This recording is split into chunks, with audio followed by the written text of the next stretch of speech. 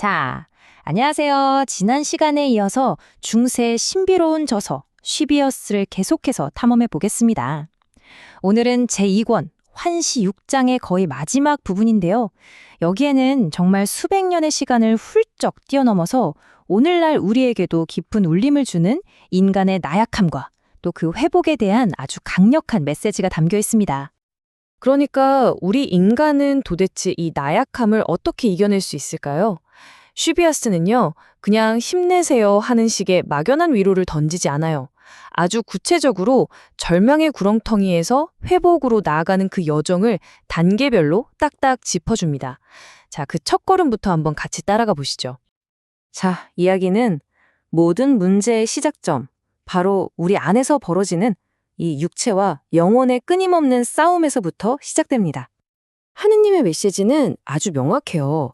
이 영적인 예배라는 건 결국 육체의 정화에서 시작된다는 거죠. 여기 슬라이드에 나오는 것처럼 슈비아스는 당시 사람들 기준으로 봤을 때 몸을 막 뜨겁게 달궈서 욕망의 불꽃을 일으킬 수 있는 것들을 아주 구체적으로 경고하고 있어요. 염증을 유발하는 고기나 과한 술 같은 것들이요. 이게 단순히 뭘 먹지 말라는 걸 넘어서 외구의 유혹이 어떻게 우리 내면의 문제로 이어지는지를 보여주는 굉장히 깊은 통찰인 거죠. 그래서 여기서 우리는 두 가지 다른 차원의 싸움을 보게 되는 겁니다. 하나는 왼쪽처럼 겉으로 확 타오르는 욕망의 불꽃 같은 거고요. 다른 하나는 오른쪽처럼 내 안을 조용히 갉아먹는 죄의 무게 같은 거죠. 이게 겉보기엔 달라 보여도 결국 우리를 절망이라는 똑같은 목적지로 끌고 갈 수 있다는 게 핵심입니다. 그리고 시비아스는 인간이 얼마나 약한 존재인지 솔직하게 인정하고 들어가요. 바로 이 순간이죠. 내가 저지른 죄, 내 실패의 무게에 완전히 짓눌려서 정말 내 힘으로는 도저히 못 일어나겠다 라고 느끼는 바로 그 절망의 순간 말이에요. 그런데 바로 그 가장 밑바닥 같은 지점에서 하느님의 메시지가 들려오는 겁니다. 절망하지 말라. 여기서 정말 중요한 건요. 그 절망감 속에서도 포기하지 않으려고 발버둥치는 것, 그 몸부림 자체가 이미 구원의 시작이라는 거예요. 정말 놀랍지 않나요? 자, 절망에 맞서는 게 시작이라면 그럼 구체적으로 어떻게 해야 치유될 수 있을까요? 슈비아스가 제시하는 첫 번째 단계는 바로 회개입니다. 여기서 시비아스는 정말 강력한 비유를 사용하는데요. 사제에게 내 죄를 솔직하게 털어놓는 걸 두 번째 부활이라고 불러요. 이게 무슨 뜻이겠어요? 죄 때문에 죽었던 내 영혼이 다시 생명을 얻는 것과 같다? 이건 거의 혁명적인 개념인 거죠. 이 영적인 부활 과정이 아주 체계적으로 설명되어 있어요. 한번 보세요. 첫째, 내 상처를 겸손하게 드러내는 고백을 해요. 그러면 그 죄가 사람의 아들의 죽음과 함께 묻히게 됩니다. 그리고 마침내 우리는 새 생명으로 부활해서 완전히 새로운 시작을 할 수 있게 된다는 거죠. 정말 완벽한 프로세스죠. 물론 혼자서만 하는 건 아니에요. 슈비아스는 이 치유의 길을 도와주는 중요한 외부의 도구가 두 가지 있다고 말합니다. 첫 번째 도구는 바로 사제의 권위입니다. 이 마태복음 9절이 그 근거인데요. 땅에서 매면 하늘에서도 매일 것이고 땅에서 풀면 하늘에서도 풀릴 것이다. 이게 무슨 말이냐면 사제에게 신자들을 하느님의 법으로 이끌고 죄를 사해줄 영적인 권한이 주어졌다는 뜻이에요.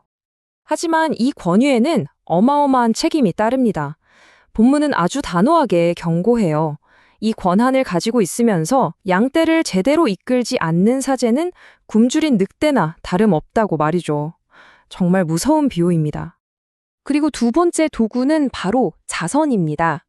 이 성경의 가르침처럼 자선은 단순히 남을 돕는 행위를 넘어서요, 내면의 회개를 눈에 보이는 행동으로 증명하는 것이고 또 이 세상을 통해 하느님의 자비가 드러나게 하는 통로라는 겁니다. 자, 그러면 이 모든 회개와 치유의 과정이 도대체 어떤 근거로 가능한 걸까요? 이제 슈비아스는 이 가르침의 가장 근본적인 신학적 토대를 설명하기 시작합니다. 이게 아주 중요해요. 본문은 악마와 사람의 아들을 아주 극명하게 대조해서 보여줍니다. 보세요. 악마는 하느님과 똑같아지려는 교만 때문에 하늘에서 떨어졌죠. 반면에 사람의 아들은 스스로 가장 낮은 인간이 되는 겸손을 통해 인류를 구원했다는 겁니다. 교만과 겸손, 이 완전한 대비가 핵심인 거죠. 바로 이 지점이 이 논리의 핵심인데요. 생각해 보세요. 죄를 지은 사람이 다른 죄 지은 사람을 구할 수는 없잖아요. 그래서 오직 죄가 없으신 분, 즉 참 하느님이면서 동시에 참 인간인 사람의 아들만이 죽음이라는 이 사슬을 끊고 우리에게 구원의 길을 열어줄 수 있었다는 겁니다. 자, 이제 이 모든 회복의 여정을 하나로 아우르는 정말 아름다운 마지막 비유에 도착했습니다. 사람의 아들 덕분에 인류는 영원한 생명으로 가는 길을 다시 찾게 된 거예요. 이제 우리 한 사람 한 사람은 저 단단하고 거친 원석 같은 죄악의 굳건함에서 벗어나서 아름답게 다듬어질 기회를 얻게 된 거죠. 이 과정이 마치 신성한 건물을 짓기 위해 돌을 다듬는 것과 같다는 거예요. 자, 시작은 거칠고 모난 죄악의 상태, 즉 거친 돌이죠. 그리고 믿음과 순종이라는 다듬는 과정을 거치면 마침내 신성한 건축을 위한 매끄러운 돌, 즉 구원의 상태에 이르게 된다는 겁니다. 정말 멋진 비유 아닌가요? 자, 이렇게 아주 단계적이고 구체적인 중세 시대의 영적 치유법을 함께 살펴봤습니다. 여러분은 어떠세요? 수백 년 전의 이 지혜가 진정한 회복이란 과연 무엇일까 고민하는 오늘날의 우리에게 어떤 깨달음을 준다고 생각하시나요? 한번 좀 깊이 생각해 볼 만한 질문인 것 같습니다.